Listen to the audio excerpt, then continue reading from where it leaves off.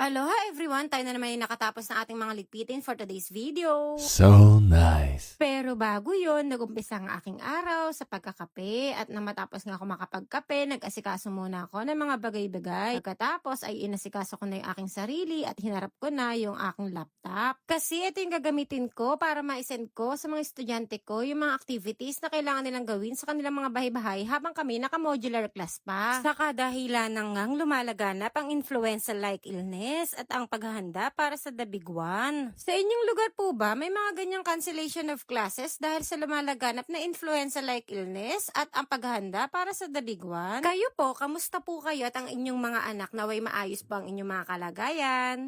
At nang ma-send ko na nga yung mga activities sa aking mga estudyante at naghihintay na lamang ako ng kanilang mga tanong tungkol sa mga activities na aking mga pinapagawa, naisip ko nga na tupiin na lang muna itong mga damit na ito habang naghihintay ako ng mga tanong ng aking mga estudyante. Mabalik nga po ulit tayo sa usaping influenza-like illness. Bilang guro at the same time ay bilang parent na din, nakakabahala nga naman ng ganitong mga usapin. Kaya naman palagi natin pag-iingatin ng ating mga anak. Palagian po natin silang bilinan na gumamit ng alcohol, lalong-lalo na po hindi po natin alam kung ano-ano po ang kanilang mga hinahawakan. At palagian na rin po natin silang pasuotin ng face mask kasi magiging protection din nila ito, lalo na kung ang makakahalubilo nila ay may ubo at sipon. Hindi naman po sa pag-iinarte or kung ano paman, pero kung sa ikakabuti naman ng ating mga anak, mabuti nang tayo ay handa at protektado ang ating mga anak. At ito pa po ang isang importanteng dapat nating tandaan, mga kapwa kong magulang, na kapag ang ating mga anak ay masama ang pakiramdam, wag na natin silang papapasukin pa sa eskwelahan. Dahil bilang isang guro, ranas ko po na ang mga estudyante ko kapag masama ang damdam at pumapasok sila sa eskwelahan, ay hindi rin sila makakilos ng maayos.